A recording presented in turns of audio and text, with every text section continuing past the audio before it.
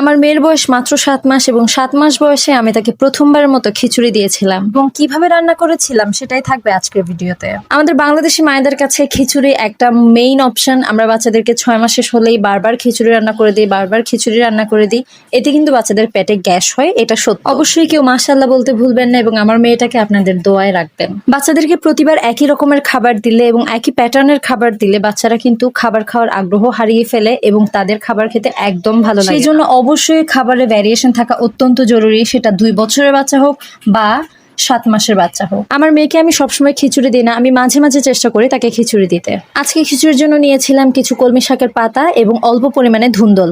কলমি শাকে রয়েছে প্রচুর পরিমাণে ভিটামিন এ, ভিটামিন সি এবং বাচ্চাদের দৃষ্টিশক্তি রোধ প্রতিরোধ ক্ষমতা এবং হাড়ের বিকাশের জন্য অপরিহার্য কলমি শাক। আর ধুন্দল হচ্ছে সহজে হজমযোগ্য খাবার যেটাতে ফাইবার আছে এবং ধুন্দলে আছে প্রচুর পরিমাণে ফাইবার যেটা হজমযোগ্য এবং পেট ঠান্ডা রাখতে সাহায্য করে। অনেকেরই কলমি শাকের প্রতি ভুল ধারণা আছে। আমাকে অনেকে কমেন্ট করে বলেন বাচ্চাকে কলমি শাক দিয়েন না আপু, বাচ্চাকে কলমি শাক দিয়েন না, কলমি শাকে প্রচুর পরিমাণে গ্যাস হয়।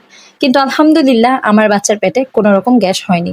আর খাবার যে কোনো খাবার আমার বাচ্চাকে আমি 3 দিনের রুল ফলো করে দেই। আপনি বাচ্চাকে 3 দিনের রুল কেন ফলো করে দিবেন? যাতে তার কোন খাবারে সমস্যা আছে, কোন খাবার তার হজম হয় না, পেটে গ্যাস হয়, সেটা আইডেন্টিফাই করার জন্যই কিন্তু 3 দিনের রুলটা দেওয়া। কথা বলতে বলতে আমি আমার মেয়ের খাবার একদম রেডি করে ফেলেছি। আমি এখানে মশলা হিসেবে দিয়েছিলাম শুধুমাত্র 1 কোষ রসুন এবং ফ্লেভারের জন্য দিয়েছিলাম একটা তেজপাতা। কোনো রকম নুন হলুদ মশলা কিন্তু আমি এই খাবারে দেইনি। যে রসুনের কষাটা আমি দিয়েছিলাম সেই রসুনটা কিন্তু আমি আমার মেয়েকে খাবারের সাথে মিক্স করে খাইয়েছি এবং আলহামদুলিল্লাহ এই খাবারটা আমার মেয়ের অনেক পছন্দ হয়েছে। আমি ভাবতেও পারি নাই তার খিচুড়ি এত পছন্দ হবে। আমি আমার মেয়েকে এখনো পর্যন্ত কোনো খাবার ব্লেন্ডার করে দেইনি, আর এই খাবারটাও আমি ব্লেন্ডার করে দিব না। আমি যেটুকু পানি আছে সেটুকু পানি থাকতেই আমি ভালো করে হাত দিয়ে চামচের সাহায্যে এটাকে ম্যাশ করে নিয়েছি। আর এমনভাবে ম্যাশ করেছি যেটাতে হালকা দানাদার রয়েছে কিন্তু কোনো আঁশ নাই। অর্থাৎ আমি এটাকে ভালো করে ম্যাশ করে আবার হাত দিয়ে চেক করছি যে কোনো রকম কোনো আঁশ আছে কিনা।